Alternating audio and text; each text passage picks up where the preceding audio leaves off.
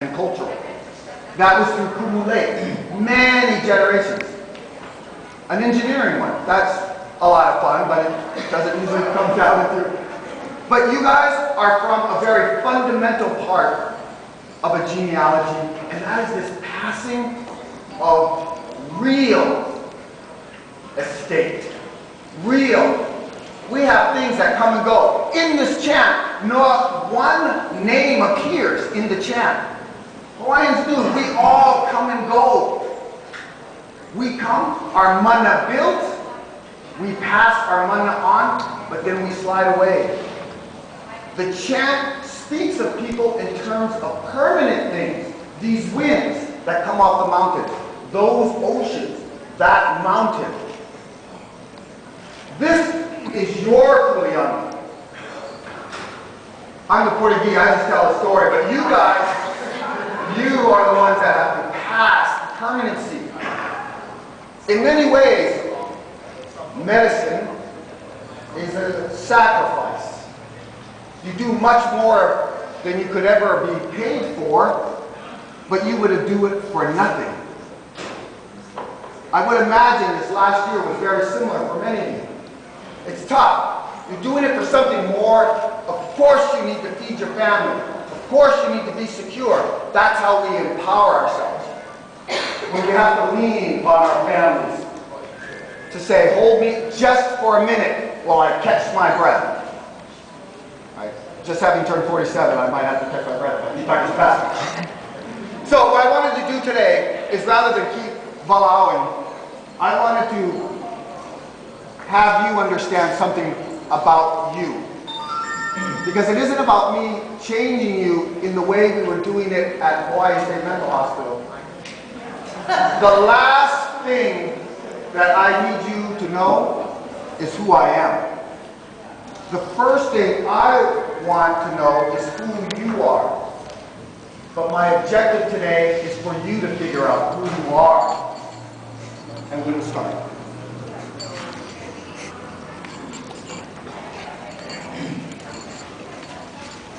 This works. I've done it through 4th grade, through graduate. I've done it with conferences of doctors. It's not like it's going to be a cartoon show or anything. I'm going to set this down. To locate, close with, and destroy the enemy through fire and maneuver, and to repel the enemy assault through fire and close combat. To locate, close with, and destroy the enemy through fire and maneuver, and to repel the enemy assault through fire and close combat. Does anybody know those words? That's the mission of the United States Marine Corps Rifle Squad. It's that simple. That's all we do, but we do it in every aspect of our life. You guys, as well as like doctors, they battle disease. In this particular case, in this particular room, to locate, close with, and destroy the enemy are those barriers of what you have been called to do. You must locate them. Take them out of the way. You need to move forward. And to repel the enemy assault through fire and close combat, that's here. That self-doubt. That sort of, I don't know if I can. I don't know if I should. You just do. Nothing to it but to do it. And I was reminded of the Marine Corps when we were talking about family. The reason why the United States Marine Corps can do what it does, as we would say, learn to do so little. We, the highly motivated, led by the very qualified, will learn to do the unbelievable with so little. We will do the impossible with nothing. And we do it because we do it as a family. If I were to go to war with Brother Randy here, my objective is to protect him if I have to take the bullet. And when you have that, you have an invincible force, an esprit de corps that can be part of this room. But it starts with knowing who your mana is. So everybody uses this word. You hear it on TV sometimes, mana. This morning, this will work, but you must help me. It's the Socratic. I'm not here to teach you anything. I'm only here to show you what you know in the proper orientation, which will likely change what you feel about yourself and about your brothers and your sisters. My question to you is this.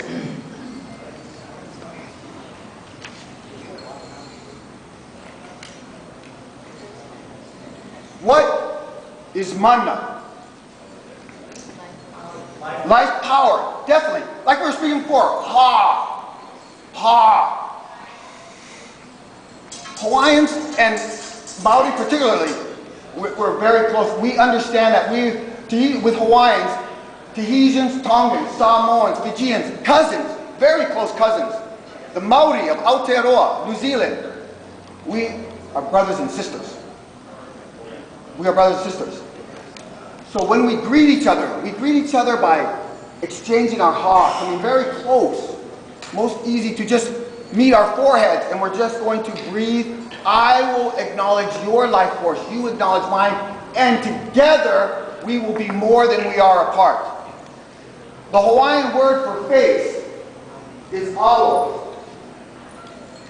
If we need to meet face to face, we say hui, he alo ahe alo. Face to face. When we greet each other, we will exchange our ha. Face to face, our ha, our breath, our life force. Face to face, we will exchange our ha. So when somebody says, aloha, it is nothing about what this is.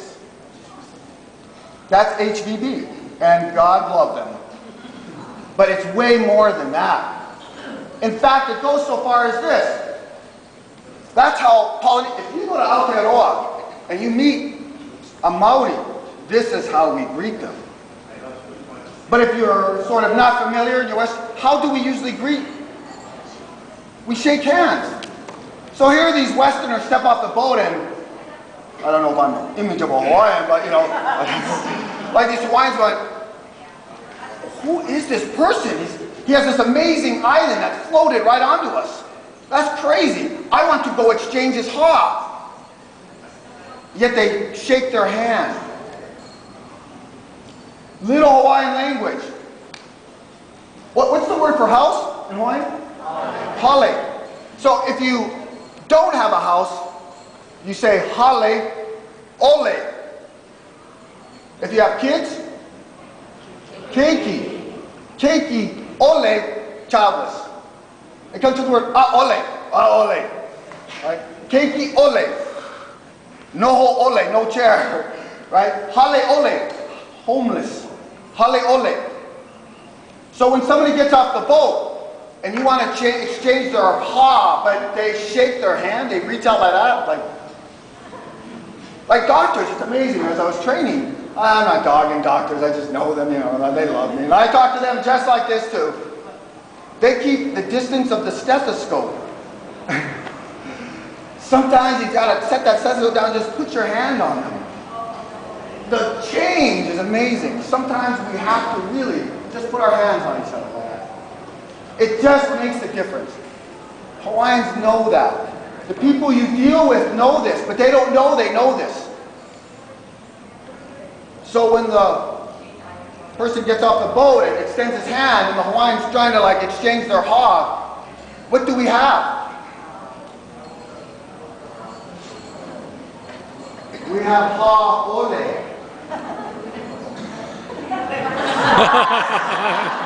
Well, he doesn't have ha. What is wrong with that? He just floated up on a big old island and he doesn't have it. What? And so it's not condescending, it's just saying, wait, I'm here to exchange with you and you're not exchanging with me. Use P.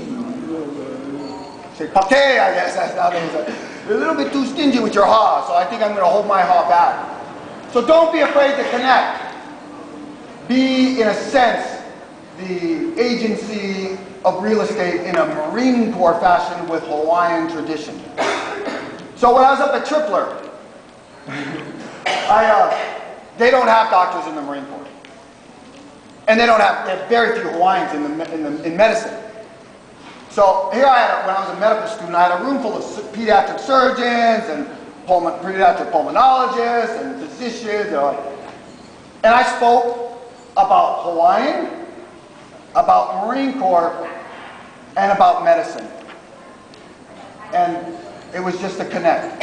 You guys connect those on the Aina.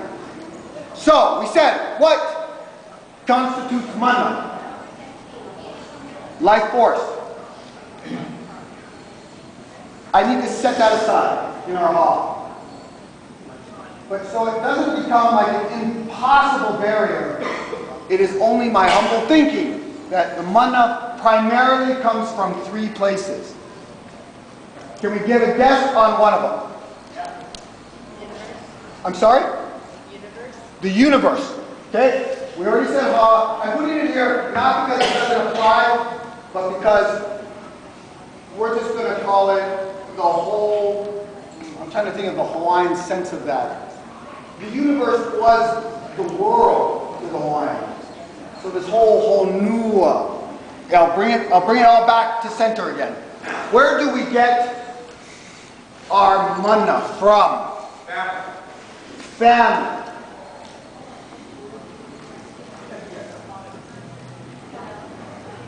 Ohana. We do. How do we know?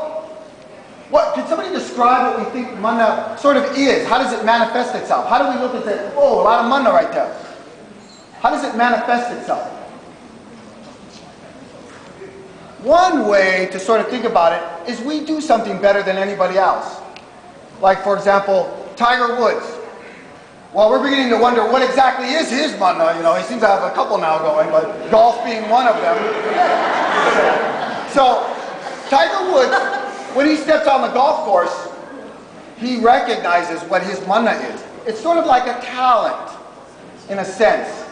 But, you know, I could practice for days, and that hole is too small, and that ball is too big, and my club is too bent. I don't even try. Right? So, but that is kind of what a sense of mana is. So, when we have that kind of mana, when does it manifest itself large? We know we can pull this mana from nowhere if somebody threatens my family. I don't care who you are. Pound on me all you want, but touch my family. And it will be a very short memory of meeting me. In a sense, you just power it up because you don't touch my family. What's another thing? Where do we hold those kinds of values? Where do we draw our mana from? This is pretty good. I got one. Usually I have to jump to the, we're going to derive it now. Your home. Your home. We're going to, and can you just say, darn, I've never had somebody say that, but that's very close. I'm going to say it this way.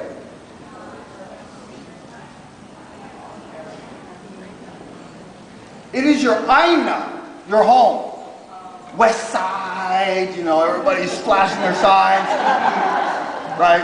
Hawaii, Nalo boy, look at their email addresses, and you're like, okay. You identify with your aina. Right? You identify. Like, I remember when I first started up at Kamehameha School, we're all soldering solar cells and doing all this little thing, and I asked this one girl, oh, where are you from? She goes, oh, I'm from Kahala. All these other students look at her like, whoa, sorry? You from Kahala? So it's like, it does say something. It does say something. Right? So, what would anybody want to guess on the last one of our mana? How about self? Oh, it coming from inside. Spirit. Mana is a spirit. So, self is about as close as I think you're going to get, but it's a little bit more, and this is how you can remember, because you will know. And you'll think, wow, I never thought about it like that. That's pretty impressive. We have to the innocent